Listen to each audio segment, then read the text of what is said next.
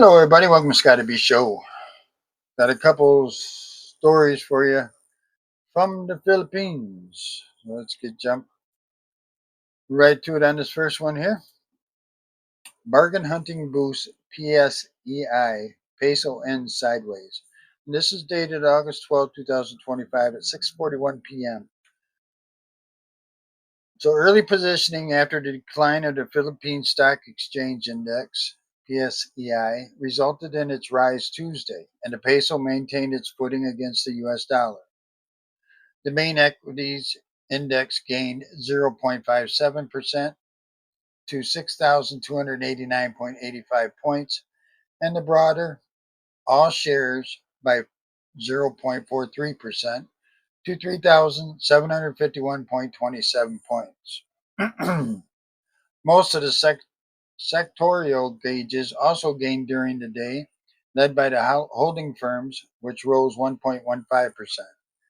Mining and oil inched up by 0.90%, property 0.84%, services 0.76%, and industrial 0.04%.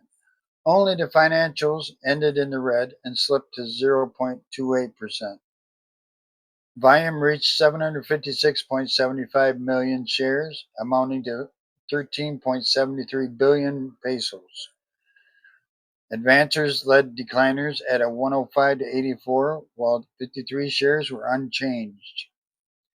Luis Lemlingen, Regina Capital Development Corporation head of sales, said the day's trading was driven by bargain hunting as investors took advantage of recent days of decline, positioning ahead of potential catalysts. Market participants remain on the lookout for fresh developments that could sustain momentum. I'll say it right, momentum in the coming sessions, with sentiment still cautious amid lingering U.S. economic and Philippine corporate updates, he said. The local currency managed to keep its position against U.S. dollar and finished sideways at 57.07 from 57.04 on Monday. It opened weaker at 57.14 from the day ago's 56.87. It ranged between 57.23 and 57.04, bringing the day's average to 57.16. Volume declined to US dollar 1.83 billion US dollars, from day ago's to 2.2 billion US dollars. I hope that interests you. Thought I'd give it a shot. I know it's a little late on that. So the second story is I'll probably blow this one all the heck too.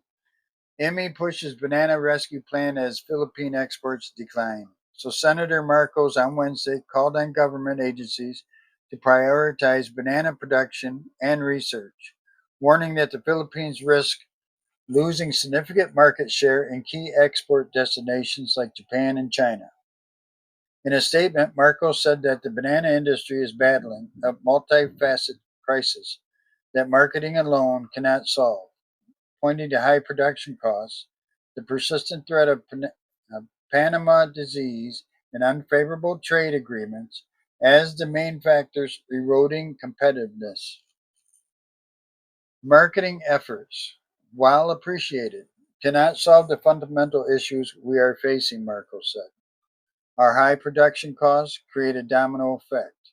We need a strategy built on production, production, production, not importation of agriculture products. She noted that the banana industry remains a vital economic pillar, sustaining hundreds of thousands of livelihoods. Marcos urged the Bureau of Plant Industry (BPI) to prioritize combating Panama disease and other threats, as she called for bigger investments in research and development to improve yields, technology, and innovation to reduce farming costs, and production support to sustain the industry's global standing.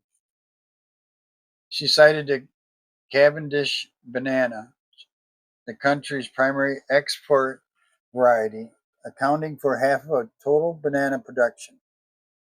generate 329,648 jobs nationwide, and provide 42.3 billion pesos in annual wages.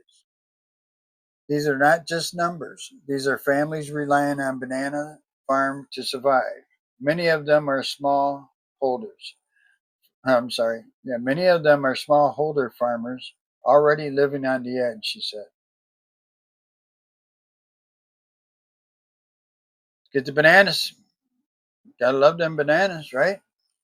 Hope these stories helped you out. Sorry I messed up a couple names. I'm getting there. I'm trying. Thanks, guys, for stopping by. I appreciate you. I hope these stories did interest you. Let me know. Drop me a word or something. Let me know if you want to see more of these types. Anyway, have a great day, great night, whatever the case may be. We'll see you next time on the Scotty B Show.